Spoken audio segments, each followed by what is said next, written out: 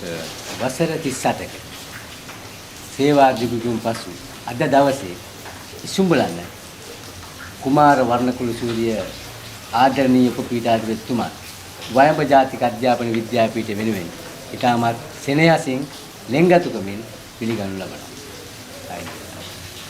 මෙතෙක් ඔබතුමා ආපු දිව් ගමනේ සුවිශේෂී සම්දිස්ථානයන් තිබෙන්නට පුළුවන්. ඔව් අත් වශයෙන්ම අධ්‍යාපනය ඉගෙනුම මා පුංචි කාලේ මම බොහොම දුෂ්කර ගම්මානක අත් වශයෙන්ම ජීවත් වෙන පුංචි ගොඩාක් විශාල කාලයක්. ඒ කාලේදී ඔය බකමුණු ගමේ තමයි මම මූලික අධ්‍යාපනය ලැබුවේ. ඊට පස්සේ මම අත් වශයෙන්ම අපි නොහිතුව වෙලාවක මේ හැබැයි මම අධ්‍යාපනයේට හරි පුංචි කාලේ ඉඳලා මම දක්ෂයි කියලා මට කියන්න පුළුවන් බය නැතුව. අපි කාලේ ඉස්කෝලේ බැලුවොත් අපි ගල් ලෑල්ලේ ගල් කූරේ තමයි ලිව්වේ. මේ ගල් කූරෙන් ලිව්වහම දැන් ඉන්න සමාජයට හරි පුදුම හිතෙයි. අයන්න ලියවලා ඉවර වෙනකොට මේ අත කැක්කුම අල්ලනවා මෙතන. ඒ තරම් අමාරුයි ගල් ලෑල්ලේ ගල් කූරෙන් ලියන එක. ඉතින් අපේ කාලේ ළමයි ගහගත්තෙත් ගල් කූරු වලින්. සමහර දවස්වල ගල් කූරු වලින් එනගත්ත ප්‍රශ්න තිබුණා ඉගෙන ගන්න කාලේදී යාළුවෝ අතරේ. ඉතින් මේ ගල් කූර තුලින් ලබාගෙන ආපු මගේ අධ්‍යාපනය 7 වසරේදී මම මුළු පාසලෙන්ම එකම ශිෂ්‍යත්වයේ පාස් වුණු දරුවා බවට පත් වුණා. මේක හරි ස්වාභාවික සිද්ධියක්. අපි විශේෂ අධ්‍යාපන හෝ විශේෂ කිසිම අධ්‍යාපනයක් නැතුව සාමාන්‍ය විදිහට විභාගෙ දීලා මම පාස් වුණ එකම දරුවා බවට පත් වුණා. විදුහල්පතිතුමා දවසක් උදේ පාන්දර කතා කළා අපි 7ට ඉස්කෝලේ පටන් ගන්නකොට 7:00ට කිව්වා W.A. කුමාරසේන ගුරු ශිෂ්‍යයාට අය මේ ඉස්කෝලේ එන්න බෑ කියලා එතුමා චුට්ටක් නැවතිලා හිටියා. එතින්දී මම හරියට ගැස්මක් ඇතුණා මගේ අධ්‍යාපනය අවසන් වෙගෙනවද කියලා. ඊට පස්සේ කිව්වා ඔහු පමණක් ශිෂ්‍යත්වයට සමත් වෙලා තියෙනවා සිසුන් 60 ගණනකින්. ඒ නිසා ඔහු මීළඟට යා යුතුයි මධ්‍ය මහා විද්‍යාලයට. ඉතින් ඒ සඳහා අපේ මවගේ ගම් ප්‍රදේශ වෙන මාතලේ මධ්‍ය මහා විද්‍යාල තෝරගන්න මට තිබුණා. එතෙන්දී ඒ කීපයකට ඉල්ලුම් කරාම මට ලැබුණේ අත වශයෙන්ම වීර කැපිටල් මධ්‍ය මහා විද්‍යාලයේ මාතලේ. ඉතින් මම අපේ කාලේ තිබුණ අධ්‍යාපනයේ හැටියට විද්‍යා ආධාරාවෙන් තමයි අපි ආයුත්තේ. මොකද ශිෂ්‍යත්වදාරින් සියල්ලම විද්‍යා අධ්‍යාපනයට යොමු කරනවා. පාසල් අධ්‍යාපනයෙන් පස්සේ උසස් අධ්‍යාපන ලැබුණ ඔබතුමා උසස් අධ්‍යාපනය අවසන් කළා. වෘත්තීය ජීවිතයට පිවිසෙනවා. වෘත්තීය ජීවිතය ආරම්භ කරපු දවස අද වාගේ සුන්දර මතකයක් ඇතිද ඇති. මට පුළුවන් වුණා උසස් පෙළ සමතුන්ගෙන් ඉංග්‍රීසි භාෂාව තිබුණ නිසා ඍජුවම ගුරු පත්වීමක් ලබා ගන්න. සහතිකලත් උපගුරුවරයෙකු වශයෙන් ඉංග්‍රීසි භාෂාව සඳහා මම 1982 වර්ෂයේදී පත්වීමක් ලැබෙනවා මට. මේ පත්වීම ලැබෙන්නේ පොළොන්නරු දිස්ත්‍රික්කයේ අර බකමුණ මම පුංචි කාලේ ඉගෙනගත්තු මහසෙන් මහා විද්‍යාලය. ඉතින් මේ සියල්ල මට කිසිම අභියෝගයක් වුණේ නැහැ. ඒ සමාජයේ පරිසරය පාසල ඒක මට ජීවිතේට කරදරයක් වුණේ නැහැ. හරිම පහසුවෙන් සිටියා. ඉතින් ඒකම මම කල්පනා කරා මගේ නවාතැන එනත නවතිය යුතු තැන එතන නෙමෙයි කියලා. ඒ ඔස්සේ මම ඉදිරියට ඉගෙනගෙන ආවා. ඉගෙනගෙන ඇවිල්ලා ඊළඟට උපාධිධාරියෙක් බවට පත් වුණා. උපාධිය ලබා ගැනීමෙන් පසුව මට හිතුණා පාසලට වඩා වෙනත් ඉසව්වකට මම නැත්තම් ඊට වඩා උසස් අධ්‍යාපනයේ තියෙන තැනකට මා යා යුතුයි කියලා.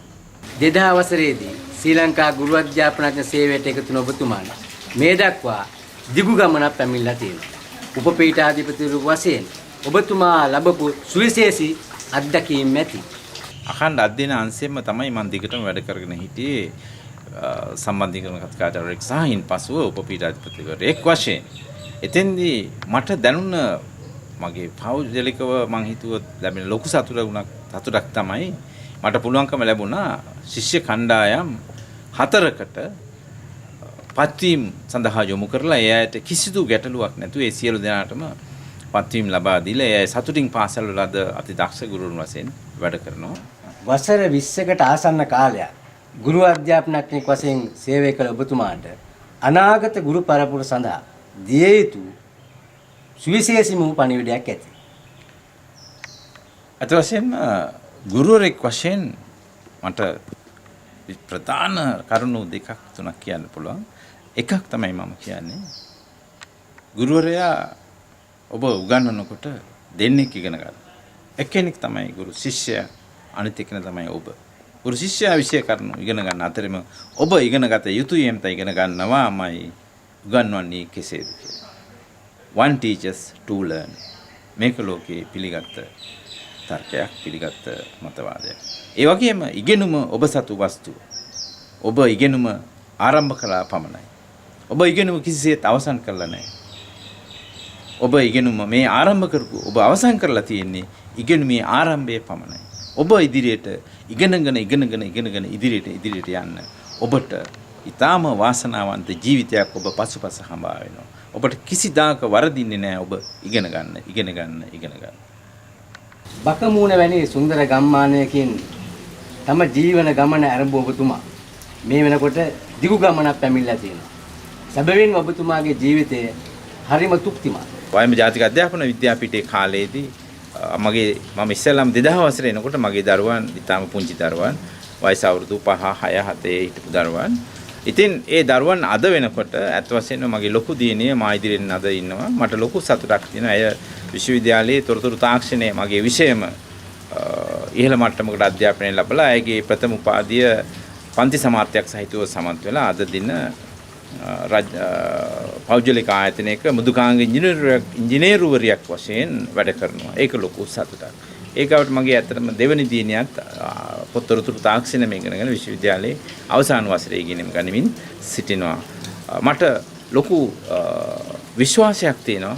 ඉතින් එම නිසාම මා කල කී දෑ සියල්ලම නැවත හොඳ ආකාරයෙන් ආපසු මා කරා මගේ පවුල කරා පැමිණ තියෙනවා. මේක මං හිතන්නේ මිනිසෙක් වශයෙන්, පුජ්‍යලෙක් වශයෙන්, රාජ්‍ය සේවකයෙක් වශයෙන් විශේෂයෙන් සතුටු විය හැකි, තෘප්තිමත් විය හැකි, ආනන්දජනක ජීවිතයක කොටසක් කියලා මට දකින්න පුළුවන්. මම ඒ ගැන ඉතාම සතුටු වෙනවා.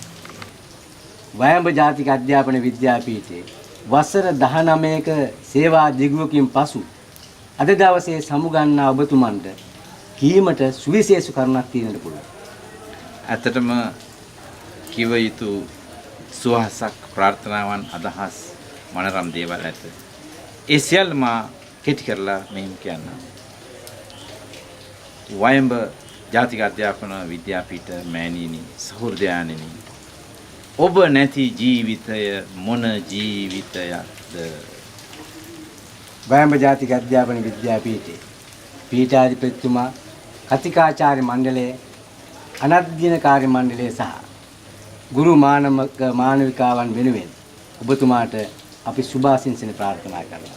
ඒ වගේම ඔබතුමා ගමන් කරන මාවත රජස් කටු කෝල් හැර රතු පළසක් මත රෝසමල් ඇතුළු සොඳුරු මාවතක්ම වේවායි ප්‍රාර්ථනා කරනවා. ස්තුතියි.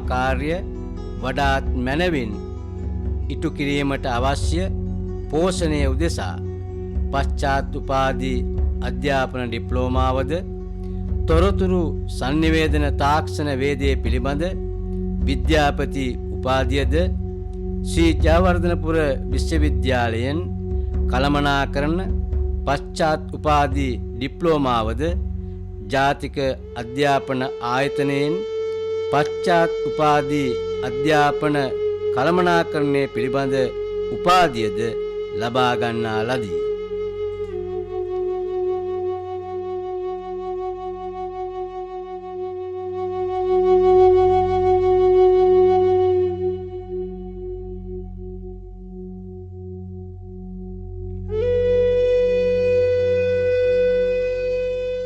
වර්ණකුළු සූර්ය මහත්මයා අපේ මිත්‍රයෙක්. එතුමා සමග මට එකම ක්ෂේත්‍රයක එකම අධ්‍යයන අංශයක සේවය කරන්න ලැබුණා. ඒක සන්තෝෂයට කාරණයක්.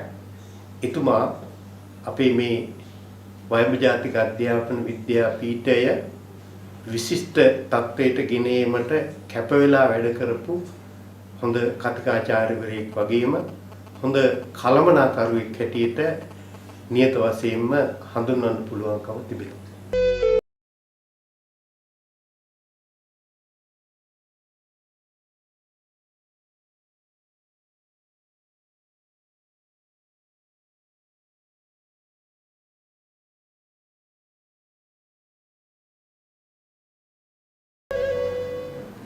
ඇත්තටම ඉතින් අපිට සතුටකුත් තියෙනවා දුකකුත් තියෙනවා. මම නම් සතුට වෙන්නේ මේ දක්වා හම්බ කරගත්තු අත්දැකීම් තියෙනවානේ. ඒ අත්දැකීම් මේ වෙනකොට අපේ ගුරු ප්‍රජාවට දීලා ඉවරයි. නේද? ඉතින් දුක ඉතින් අපේ ආයතනයේට තවත් සම්පතක් අහිමි වීම. හැබැයි මම පුංචි ඉල්ලීමක් කරනවා. මොකද්ද? විශ්‍රාම ගියත් එයින් පස්සේ තවත් ප්‍රජාවක් ඉන්නවා. ඔය ප්‍රජාවට තමයි හම්බ කරගත්තු අත්දැකීම් ටික බෙදලා දෙන්න ඕනේ.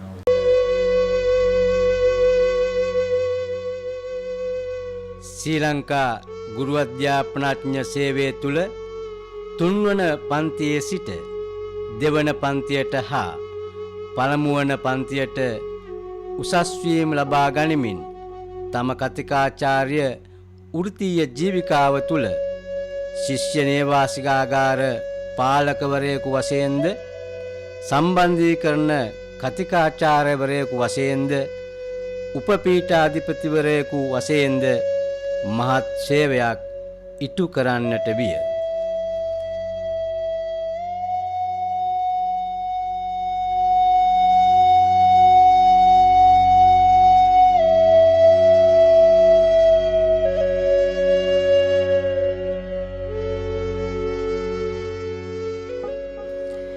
දෙදස් 7 වසරේදී වයඹ ජාතික අධ්‍යාපන විද්‍යාපීඨය ජාතික ඵලදායිතා ලේකම් කාර්යාලයෙන් රජයේ දෙපාර්තමේන්තු සඳහා පිරිනැමූ ජාතික ඵලදායිතා විශිෂ්ට ඇගයීම් ප්‍රථම ස්ථානයේ සම්මානයෙන් පිදුම් ලැබූ අතර එම සම්මානය ලබා ගැනීම සඳහා කුමාර වර්ණකුල සූරිය ජ්‍යෙෂ්ඨ කතිකාචාර්යතුමා තම බුද්ධිමය හා ශ්‍රම දායකත්වය නොපිරිහෙලා වැපිරීය.